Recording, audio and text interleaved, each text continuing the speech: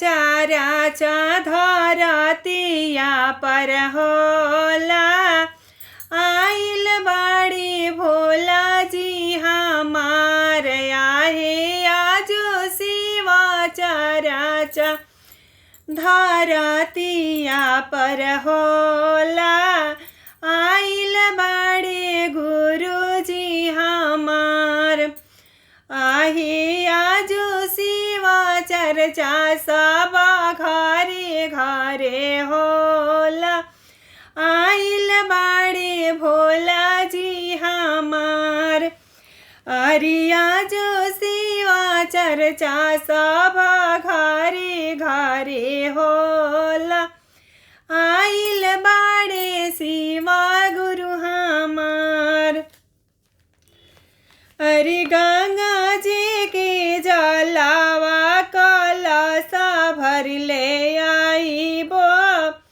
जलावा चढ़ाइबो दिन रात आहे गंगा जी के जलावा कलशा भर ले आइबो।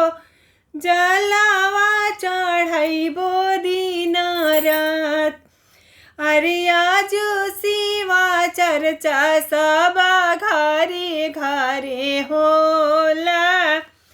आइल बाड़े शिवा गुरु हमार यारे आजो शिवा चर्चा धरतिया पर होला। आइल बाड़नी भोला जी हमार अरे सोने के दियारा कपूरवा के बाती। ज्योतिया जरइबो दिन रात आहे सोने के दियारा कपूरवा के बाती। ज्योतिया जरइबो दिन रात अरे आजो चारा चावा धरतिया पहोला।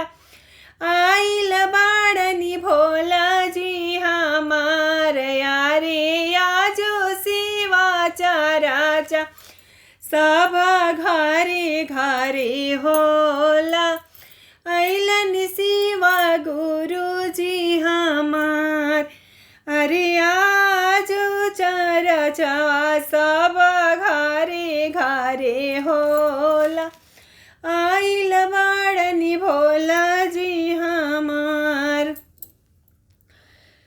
आचारा पसारे शिव गुरु मांगा बोया शिष्या। अमर रहे से नूरा सोहा गया है आचारा पसारे शिव गुरु मांगा बोया शिष्या। अमर राहे से नूरा सोहा गया है आचारा पसारे शिव गुरु मांगा बोया शिष्या।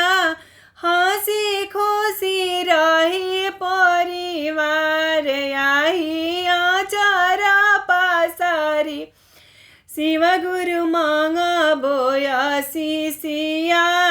भरल पूरल रहे भनडार यारे आजो चारा चावा धरतिया पर होला।